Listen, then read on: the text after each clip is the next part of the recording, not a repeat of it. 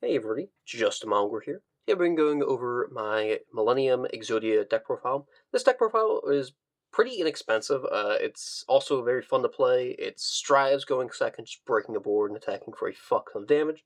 It's really easy to learn, really easy to play, and pretty cheap, and also a decent competitive type deck.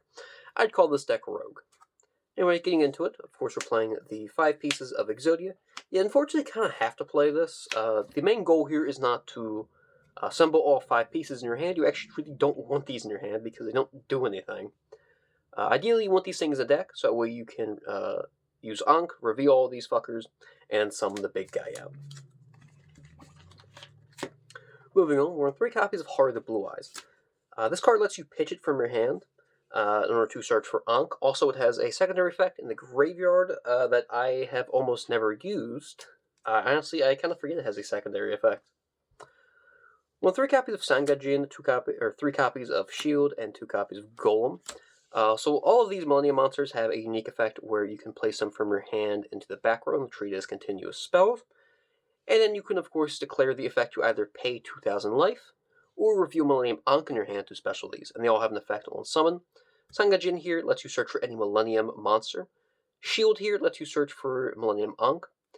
And Golem lets you search for Wedju Temple. However, Golem has a secondary effect, which a lot of people don't read, is that the activation of Millennium Ankh cannot be negated while he's a monster.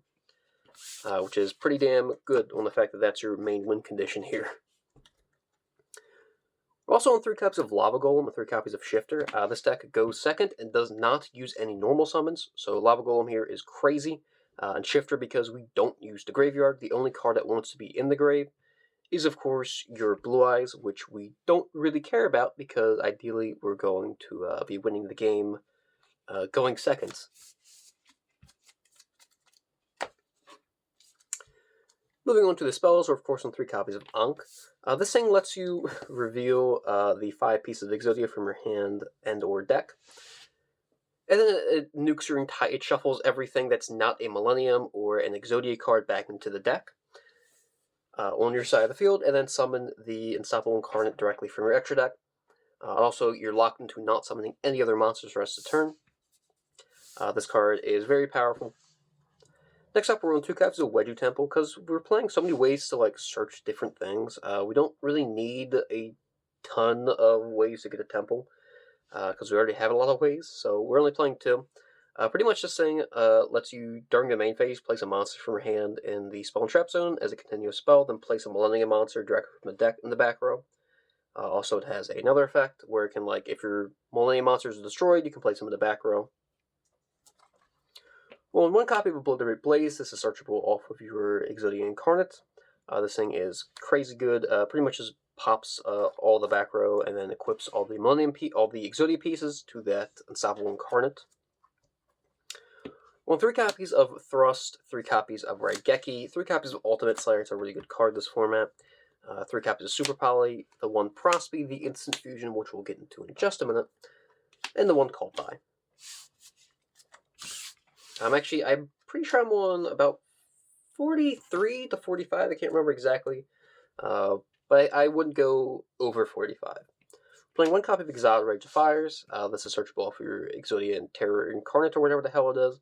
This thing is pretty much a field nuke for the opponent if you control level 10. And of course, we also have the 1 copy of Azarunai. Moving on to the extra deck here, we're of course playing 3 copies of the Unstoppable Incarnate Exodia.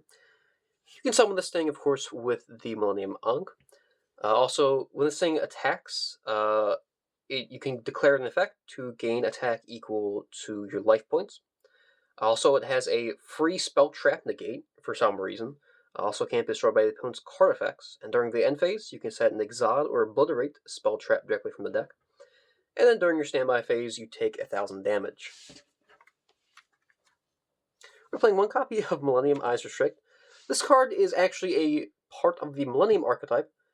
This thing is really stupid on the fact that if your opponent tries to draw you or anything like that, while you have Restrict on the field, you can restrict target the draw equipped to it from the grave, and draw just fizzles out.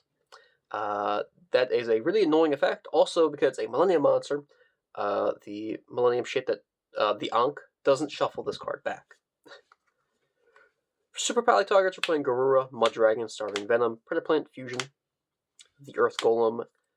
For our what the hell is it? Ultimate Slayer targets, we're playing Entis, Aggregator, and that's pretty much our two targets here. We're playing Hope Harbinger, 68 Santafold, Silhouette, and SP Little Knight. Silhouette is here to grab our copy of Azure, which is pretty decent going first. And for the side deck, I think the side deck's worth going into. Of course, we're in 3 copies of Spooky Dogwood. Of course, this thing raises the attack of your Exodia Incarnate, but it's also really good for time, forcing the opponent to either play into it or just not play at all, and then you're able to OTK them. We're of course on 3 copies of Koki Mary Guardian. Because this deck does not normal summon, this is a secret little tech thing for normal summoning. So this thing actually lets you, when the opponent activates a monster effect, you contribute this card and negate the activation and destroy that monster.